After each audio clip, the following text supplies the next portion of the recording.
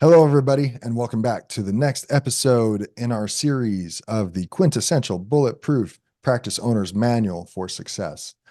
Hopefully, you appreciated the previous episode, took lots of notes, did some homework. Now, get ready to do some more work on your business.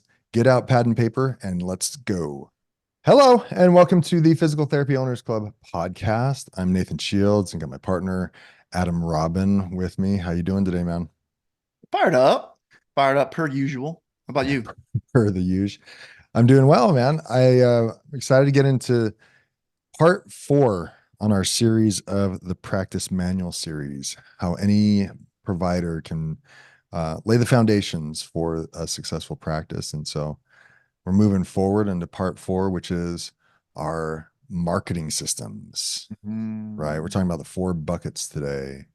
And before we get mhm. into it, I want to just give credit because I think my interpretation of the 4 buckets of marketing stem from a previous podcast with Steve Lines, who wrote the Feel Good Experience, and he talked about the 4 buckets, and I've essentially stolen this idea from him.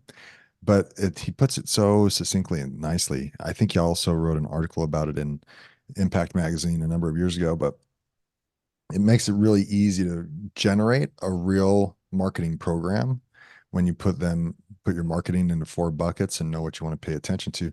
And doing this can make you like a legitimate business that has a marketing plan. Heaven forbid we are physical therapists with marketing plans, right? And not just You better hoping watch our your mouth. You get thrown in jail for that around here. because isn't it typical the physical therapist personality is I don't want to be salesy. I Hmm don't want to do sales, but we're trying to do sales all the time. We want to sell, hmm and we should be promoting the good things that we do in physical therapy and how we are the MSKUS experts in the healthcare field. There's no one better, including, well, maybe the orthopedic surgeons might have a leg up on us in some regards, but not totally. Man, we need to do better at marketing in general. Yeah. Yeah. Yeah. I mean, not only that, but building a culture of promotion, you Mm, know? mhm, It's like first it starts with you, and then it's like, how do you build a team where everybody's a promoter? mhm, Everybody's a marketer. Everybody mhm. is a promoter and believes. And here's the thing. If you've been in business for a short period of time, then you've probably been fooled into thinking that you need to like have this robust super secret marketing system that's gonna cost $100 million and it's gotta have to have Facebook ads and all this tech. It's like, no, not really. If you can just pick out a few things that and be consistent with them, you can outperform 98% of people because most people ain't doing nothing. Mm. That was my southern twang coming out. Ain't doing nothing. That's true. And if we get, well, here's where the therapists that really understand this well because they have to are those that are the cash-based practices where they're not taking insurances at all. They've got to be selling, they got to be promoting on every visit. And these guys and girls are selling 10 visit packages. They're selling, okay, we're going to get your shoulder better. It's going to cost you $2,500 and 10 visits, or you name it, right? Um, they're selling them all up front. And so it forces them. But I think if we had a little bit more of that in each of us as providers, not just the owners, but as providers as a whole, we'd get better retention, we get better results. We'd not let the patient's financial abilities affect our plans of care, and it shouldn't. I think they'd come more often, and I think it'd be a benefit for everybody. But this forces us, right? But nonetheless, you've started these episodes by telling everybody who's listening, get out your paper, get out your pen, and here we go. Here's the next stage, Write it right? down, man. Chapter 4, marketing, Mhm. right? Blank And piece of paper. You're going to write the word marketing at the top. It's going to be called marketing plan, right? and And then we'll go through the 4 buckets. we're going to talk about the 4 buckets. Before we get to that, is it all right if we talk about we always use the word avatar, and it might be overused, overplayed, you name it. But can we talk about the avatar first? Do you think Why that's an not? appropriate place to start? Yeah, sure. Absolutely. Because Um, Go ahead. as we're looking at, our marketing, and it, I, it's imperative to know, okay, what am I telling, and to whom, and what am I trying to say? I mean, who am I talking to? What am I trying to say? What do I want them to know and feel? And what do they want to hear in order to buy my product? So a great example of this was Angie McGilvery. I did an episode with her a number of years ago, and she and her husband are in Florida, and they experienced a hurricane, shut down their clinic, destroyed the building. They had to rebuild from scratch. And prior to the hurricane, they were accepting of all comers. They were mostly Medicare.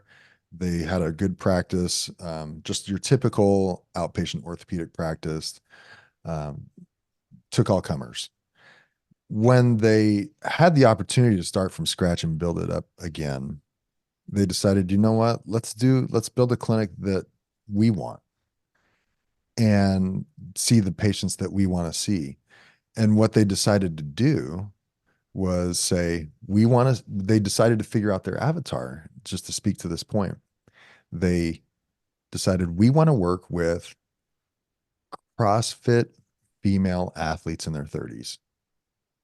That's our target market. Hmm. And we're going to target them and only them. So all of our material, all of our clinic setup is going to be geared towards those athletes. We're now, I want to say we're 10 years down the road now, and they see, they definitely see those athletes. They definitely um, see other athletes and more. But now it's so fulfilling. They're seeing the patients that they want to see. They're getting revenues and profits that they weren't getting before. And people are finding them through methods that they hadn't considered before or hadn't used before, because now that they know their avatar, they know where those avatar watering holes are, if you will. They know how to go to them. These 30-year-old CrossFit athletes are going to be on such and such social media app, so we're going to put our marketing there. They want to see these kind of things in the gym, so they put up CrossFit like structures, and they put racks up in their gym, and they introduced ultrasound and dry needling and suction and all that kind of stuff, which athletes would expect, right? And so, knowing your avatar can go a long ways in telling you, actually, really guiding you on where you're going to spend your money and time and energy when it comes to your marketing plan. Yeah, totally. Totally. People don't remember, one of my favorite lines is people don't remember what you do, they remember how you make them feel. And if you don't know who you're talking to, you you can't really help facilitate the emotional response that you're looking for, right? So female CrossFit athletes. This is just, I mean, I didn't prepare this. I'm just kind of thinking outside the box a little bit. It's like, what are some of the things they'd be interested in, right? They're probably like image conscious. They probably want to look fit, feel fit. They probably want to feel confident. Maybe they have a little insecurity about the way they feel, about the way they look, right? Maybe they want to be able to compete in a CrossFit competition, Mhm. right? And maybe if that's something that's really, really important to them. So what would be scary to them? The thing that would be scary to them would be like an injury that would impact their ability to do that, that would strip their identity away from them, right?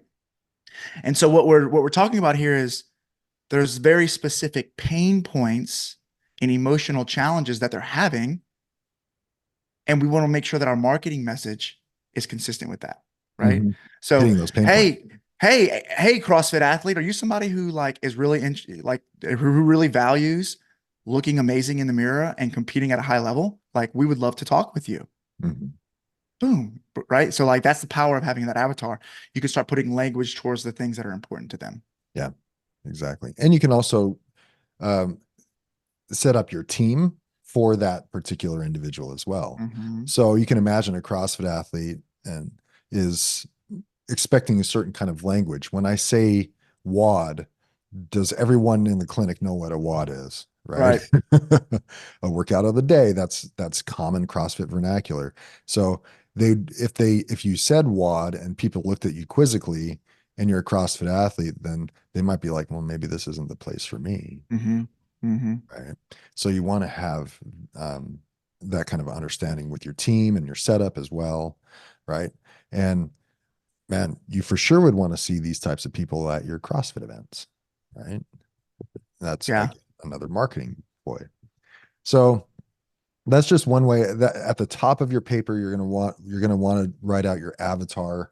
Your avatar is your ideal client and every specific about them, how old they are, their gender, their profession, their family status, how much money they make, what they're dealing with in their everyday life, and how they're feeling. That is your avatar so that you know what the message is going to be and where you're going to spend most of your time and money because that's your time and money is going to be spent and energy is going to spend on In going their world. exactly those in their world, right? Right. Right. What are their dreams? What are their ambitions? What are their fears? What are their insecurities? Hmm. How do they like to consume information? Hmm. Where do they shop? Where do they hang out? What are their pain points? What are their So pain what are points? they going to make a healthcare based decision on? Mm-hmm. Mm-hmm. Right. And that's just really good information. It's like the more information you can get on the people you're trying to serve, the more that you can serve them. Yeah. Right. Yeah. And give them a name if you want to. That's right. Right. So it's like first thing on the paper, our ideal client is write it down, share it with your marketing team, share it with your clinical team, Mhm. define it, describe it. Who is it? What do they want to get back to doing? Talk about it. What are the things they want? Hmm. Get inside the head of that person, understand them, Hmm. right? Can really help you build something that's useful on the marketing team for Right. sure. Anything else you want to add after avatar on the piece of paper before we get into the four buckets? Yeah, well, I think that marketing in general, there's this theory, and I won't spend a whole lot of time on it, but it really comes down to it just comes down to getting the reps in, like you got to get the reps in. You got to have a quantity of repetitions. So a quantity of phone calls, a quantity of text messages, a quantity of emails, like the repetitions count. So there's quantity and there's quality, Mm. right? So if you can fill you can have quality, quantity with consistency, then you can have a good marketing plan, Right. right? So when we're talking about these buckets, just try to like write down like next to each bucket, like what is the quantity? Like what do I need to produce? What's the input that I need to put into this bucket? How do I make it good? How do I create some quality behind it? And then how do I build a habit of consistency Hmm.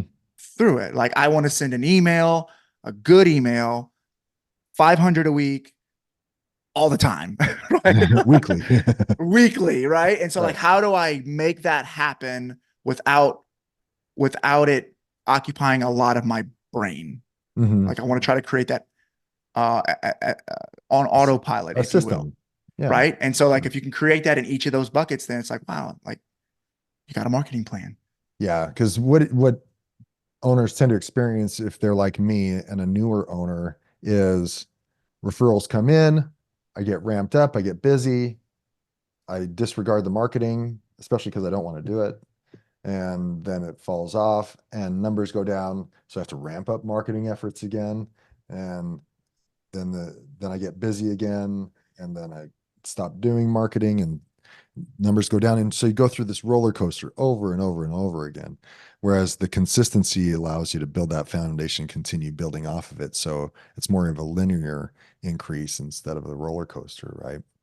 And Mm-hmm. that's what we're trying to encourage people to do, especially if they're looking for growth and expansion, is get some consistent growth year over year and not just hovering between 5 and 10% growth levels every year, and usually, or 0 to 10 growth percent Right. levels every year, right?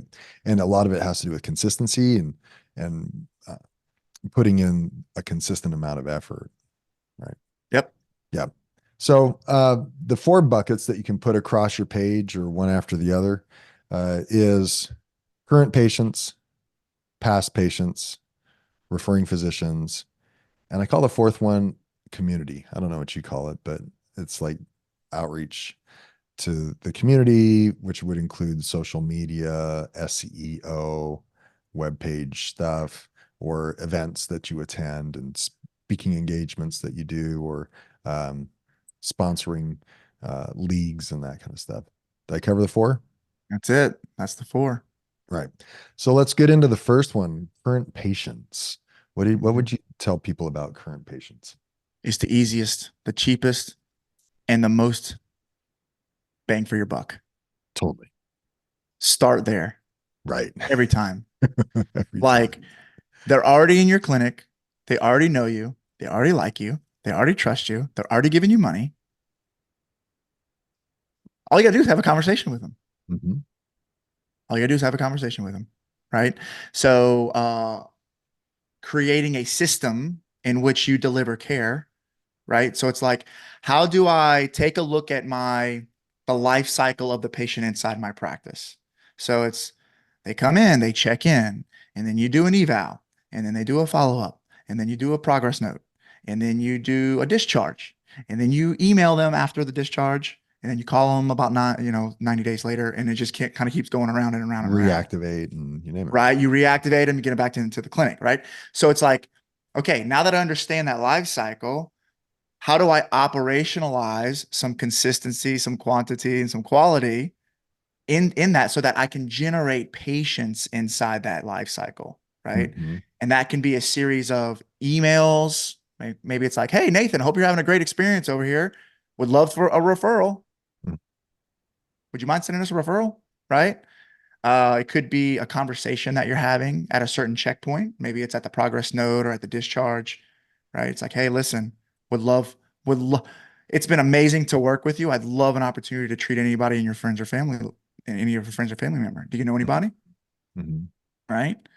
And so like you want to operationalize that and train your team on how to help you do that. Exactly. Right. So you're going to create the life cycle, operationalize it, and then get your team involved maybe on a weekly team meeting and Mhm. start talking about ways that you can leverage your current patients to generate more referrals. Yeah, this is where we decided to put some added effort and it bore some fruit for sure. And that is to um to take our patients at their best points during therapy. And what I mean by that is when they come in and they're happy, they're effusive about the progress that they've made. That's the flashpoint. That's when you want to take advantage of this opportunity. And we did this by training our team. And when I say training our team, it was role playing with our team, whether it was the techs, the PTAs, the front desk, the providers, you name it.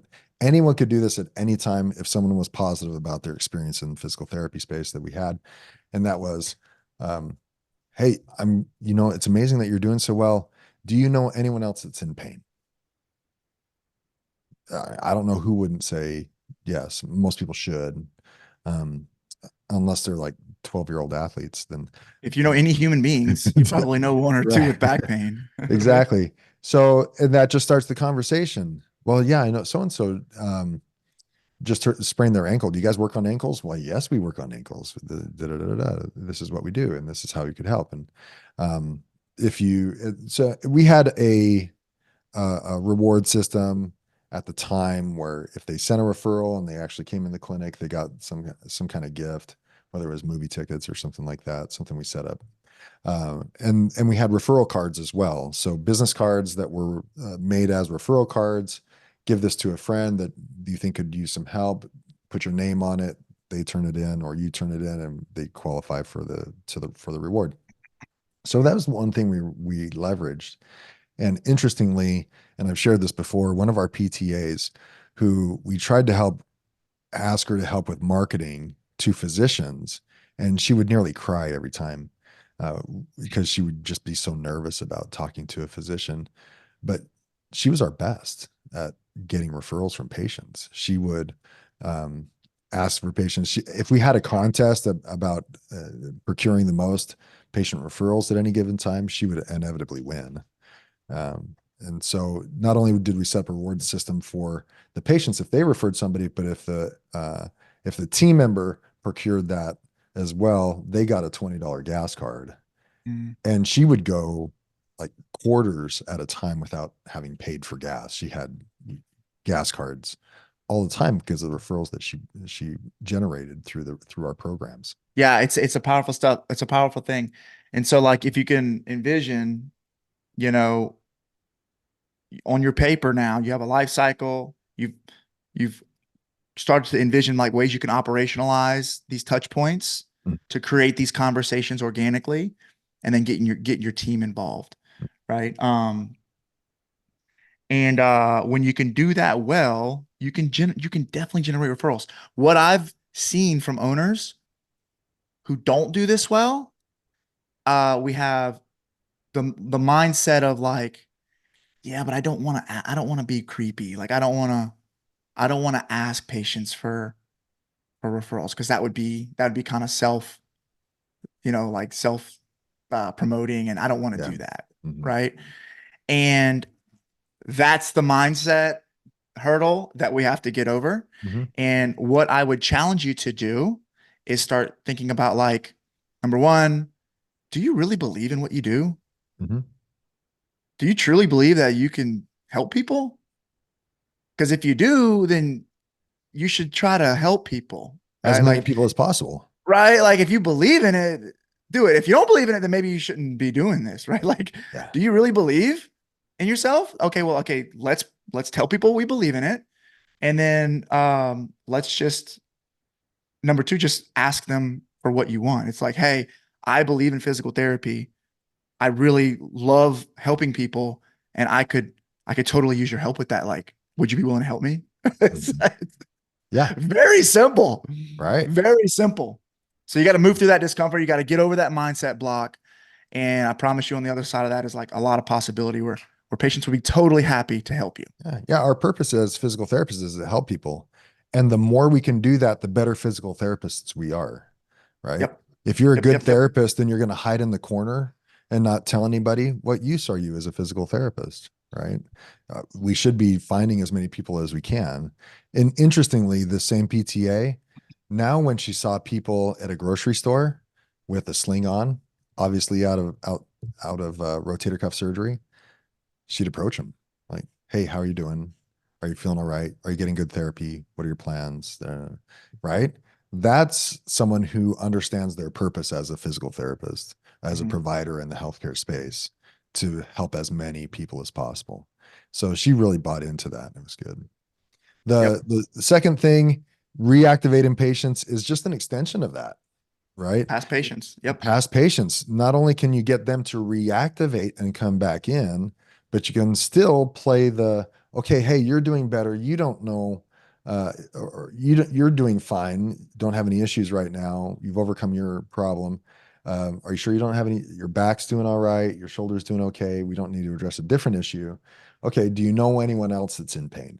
Again, Mhm. it just, this same, I keep harping on this PTA because she's a great example of this. She took it to the next level so that when she had some free time, maybe a patient canceled, she'd be doing follow-up calls 90, 120 days later, 6 months down the road, and say, "Hey, how are you doing? Just wanted to follow up on you." She would ask, "Do you know anyone else that's in pain, and how can we help them?" Right. And so it's a great opportunity to infuse both of those uh, uh, projects, if you will, or uh, energies into one. Mhm. Yeah. So it's just really about creating the system, right? You have to create some policy around this. Okay. So um, you you should have an EMR and you should be collecting names, phone numbers, and emails from every single patient that comes into your practice. It should be a policy that you cannot be a patient unless you give me your email, right? You do not accept patients without emails. Here, give me an email. So you have a list of patients who like you might have 2,000, 5,000 people. So like reach out to them, Hmm. right? So you just go into the EMR. Step one, go to the EMR, look up all the patients who discharged 3 months ago or last quarter, create a list, post it on the wall in the clinic or post it on a Google Drive, and you're going to call, you're going to email, and you're going to text or yeah, that's it. Call, email, or text. You're going to And say, make hey, note of the conversation that it that's got right. And done. make note of the conversation. It's like, hey, it's been a while.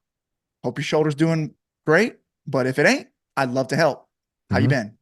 Right. And everybody's responsible for making a handful of calls each week. And it's like, hey, let's reach out and let's network. And you know what? I promise you'll reactivate a handful of them, or you'll find a friend or family member, or, Right. oh yeah, actually my daughter is going to have a total hip next week. Yeah. I'm glad you called. I'm going to go ahead and give her your card right now. Mhm. Fantastic. Can I follow up on that? Boom. There's a patient. So it's like they're right there. They're right there. So You can imagine. operationalize that and you'll crush it. Yeah, you can imagine that your physician referral list, maybe you've got 100 to 200 names on there of your physician referral list of people in your localized radius. Compare that with a list if you're, especially if you're established a few years, 5, 6 years, the list of patients that you have, like you said, is thousands of people long. Like the impact of that could be just as equal, if not more, than that physician's list of referrers. So leveraging that kind of information for your benefit, it's huge. It's what all these companies, Google, et cetera, pay for is that kind of information in order to do sales. You should be doing the same thing with your EMR system, using that data for sales per se. And it can be the 3 to 6 month reach out periods, but it can also be, hey, Father's Day is coming up. We got this Father's Day special. Send your dad in for a free consult and Mhm. for 15, 30 minutes and set aside a certain day, if you will, or half a day for free consults based on that marketing plan. And this is when you start actually seeing a marketing plan to come together and how you actually use data. Hey, July 4th is down the road. What's something else you could do? A friend of mine was going through a lull, or one of our coaching clients was going through a lull, and he decided to do a free day of consults the entire day. And he sent out mailers, he sent out emails, he sent out text messages, he posted on his Facebook, and did that 2 or 3 times, which with each round of those, and totally booked out the whole day of free consults for the entire day, just as it actually was an anniversary thing. Like, we want to give back on our anniversary date. And they did that. And he got more new patients than he could ever imagine. I think his goal was like 30 new patients, and he got like 33 or 37 or something like that Amazing. out of a free day of consults. And that's just the power that you can use when you really leverage it. Can we talk about mindset blocks here? Please. The two that I'm seeing, number one, same one. I don't want to call and bug them. I don't want to be creepy. So if you're having that, you might want to start thinking about like, hey, do I really believe in what I'm doing? Yeah. Do I really am I really trying to help people? Like, like you have to sell yourself on that first. Like if you're not sold that you're actually helping people, then you're gonna have a hard time with it, right? Mhm. The second thing is I don't have time for that. I'm just too busy. I'm too Mhm. busy to pull out the patient list and all that stuff, right? And I would say you lack commitment, Mhm. right? You lack Right. commitment towards it. It's like you do have the time, you're just choosing to spend your time doing something different. So Right. like you have to like take a little chunk of time away every month Mhm. and you have to like train your team and implement this process and make sure it's getting done. And if you will, it will be a very valuable thing that you're doing. Like it's a Yeah. really good time spend, right? So take out a couple patients every month, block off your schedule, and like spend the time doing this, and it will you'll have a really good ROI on it. Well, like I said, I'm someone who hates doing that stuff. I had to out of necessity. But what I found was, for your second roadblock, mental hurdle, like, not doing it was me. And I would set up my schedule such that I didn't have time to do it. But when I found Oops. someone who would do it, There you go. yeah, well, there's the ticket. Find someone who is interested in doing, there are people out there that actually want to do this stuff. And find them, empower them, delegate them, give them the KPIs and the expectations, tell them the quantity and the quality and the consistency that you want, and rev them up and let them go. Of course, they're going to, pass any kind of marketing materials past you first. And so you have ultimate say because you are the CEO, but they can actually go out and do those things for you. And it gets done on a consistent basis, which is exactly what you're looking for. Mm-hmm. Let's talk about the next bucket. Yeah. Third bucket, physician referrals. Mm. Yeah. We did a whole podcast on this. Old school stuff. Old school stuff, man. Hey, physicians have access to patients that you want to treat. They're good to know, but they're the third bucket. They're not up there at the top, but it's like, you gotta develop relationships. You're the CEO.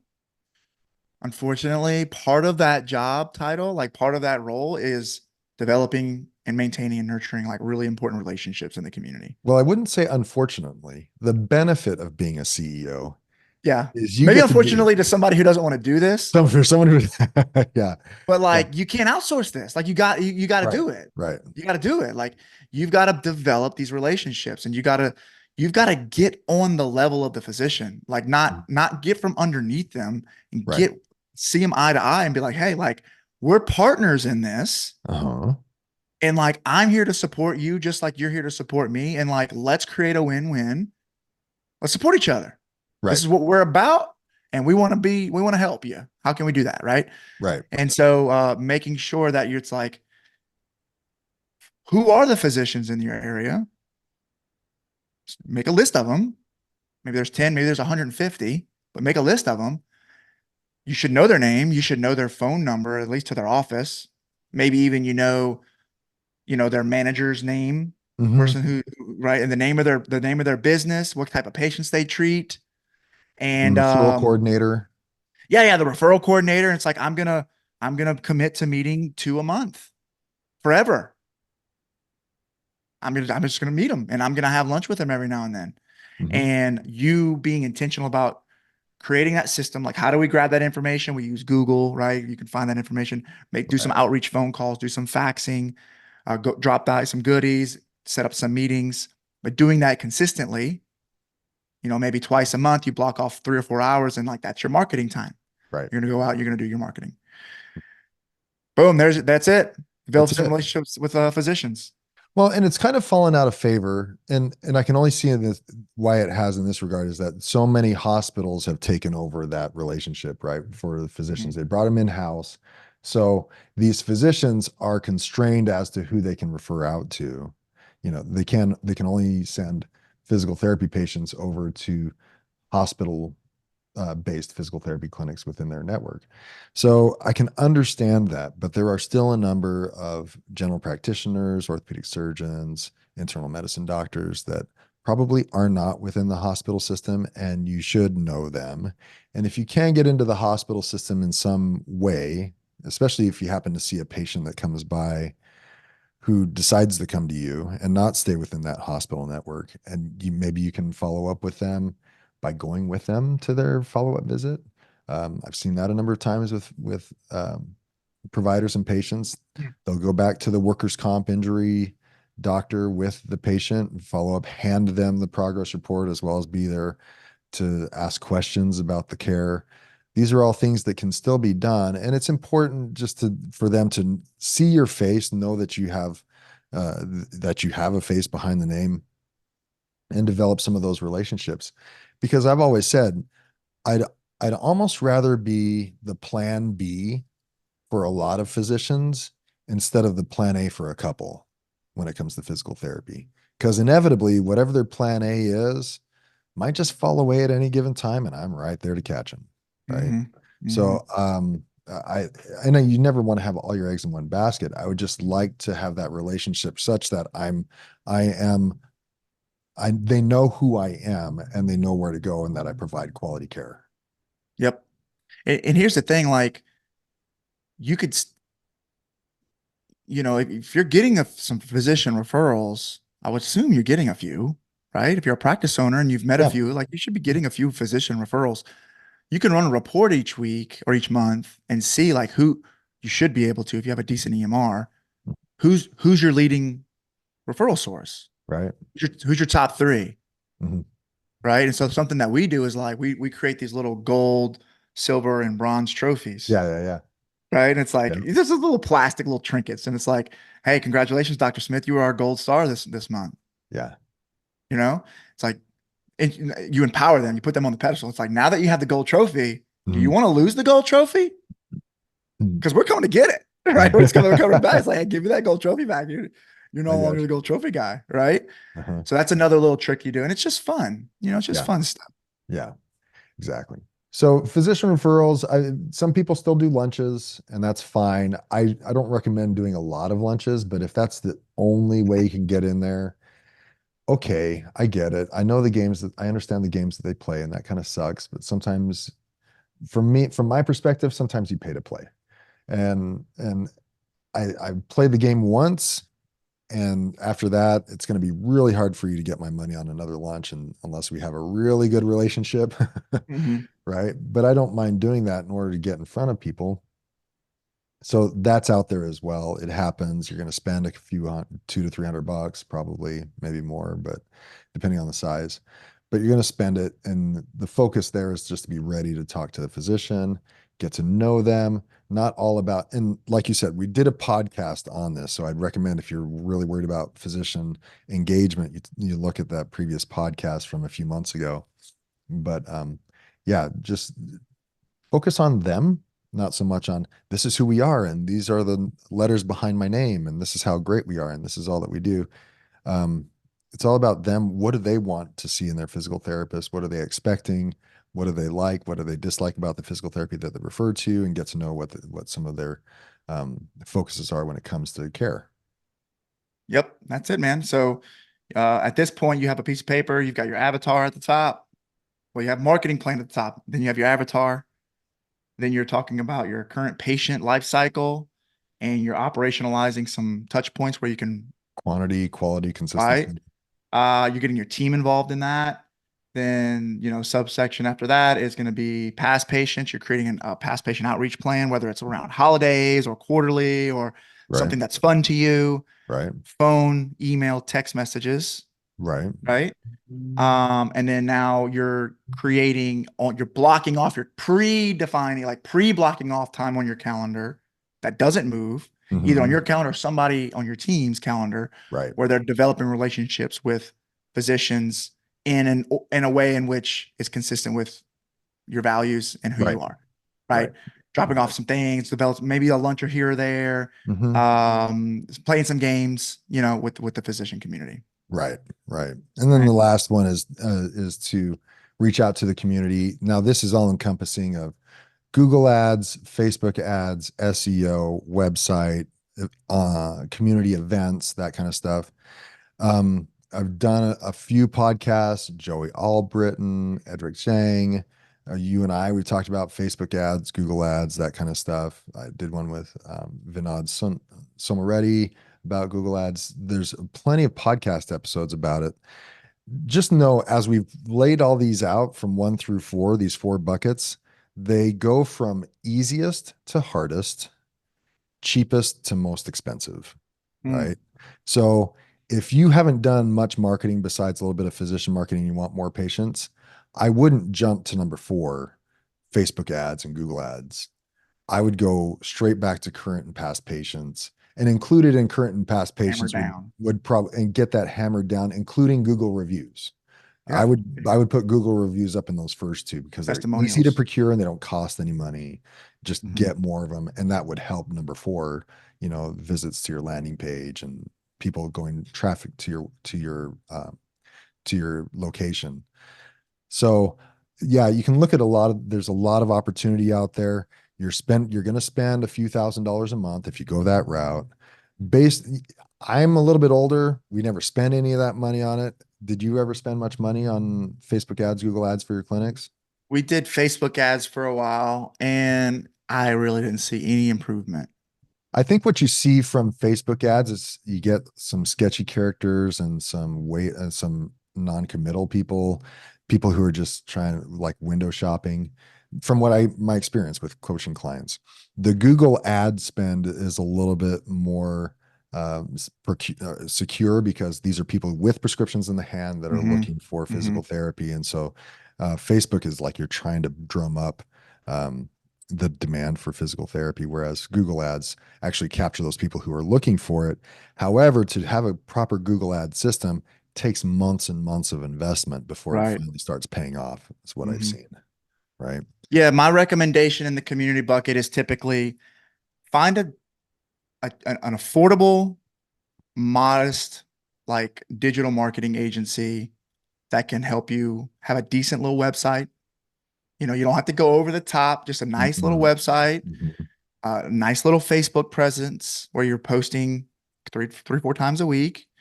And you've got a couple email campaigns going out to your patient list and things like that. And that's just helpful to have a digital footprint where when people do hear your name in the community, they can see you online and they can confirm that you are actually Yeah, somebody that you of exist. significance, Right, right? right, right. Yeah, It's not totally. really there to like, in my opinion, to get more Attr- referrals. It's right. more there for a branding tool, Yeah. right? Yeah. And then the other thing I would recommend is don't forget about the other influencers in your community as well. So like Chamber of Commerce, other chiropractors, other physical therapy clinics, uh, coaches, high school athletic trainers, all these Right. people who have influence over your, personal trainers, the gym owners. These are people that you want to be networking with on a consistent basis. Hmm. And it's important that you block that time off. Yeah, So it's really just about like take those 4 buckets, block it on your calendar and commit to it. Commit to a few things every single month. And like, I promise you, you'll generate referrals. definitely. Definitely. Yeah, I think if you're looking at any of these, don't feel like you have to do all of them all the time. And I'm sure you've experienced this, Adam, where maybe your marketing plan consists of the first two buckets and you decide, you know what, we're going to hold off on the other two buckets for now. That in itself is a plan, but at least be intentional about it. Have a plan, be the designer, like design Yeah, it. be the designer of your plan. How are we going to address each four Mhm. bucket? And if one of those buckets is we're going to hold off for now, that's part of the plan and that's okay. Right. Or just focus on one bucket at a time. Please, that's your plan. But when you're in creating it, just don't feel like you have to spread yourself across all four. Start with one, systematize it, make it run, put it on autopilot if you can, and then move on to another one. Yeah, it might take you 3 to 6 months to build all that out and get it implemented, That's could take a and that's year, whatever, so that's man. totally Take fine. your time. Right. Cool. I think that's good. I think we Yeah, covered it. man, I think that's perfect. It's simple. I think that gives you guys a lot to think about. Get it on paper, write it down, put it in front of your team and do it. Yeah. Commit to it. And if you have questions, reach out to us. Nathan at Absolutely. ptoclub.com, Adam at ptoclub.com. We can give you more detail. There's plenty of podcast episodes in our past library where you can talk about some of this marketing stuff that could be beneficial. Reach out on the Facebook group as well, Physical Therapy Owners Club, and we can put it all together for you. Great time, man. Good stuff, man. All right. We'll talk to you later, bro.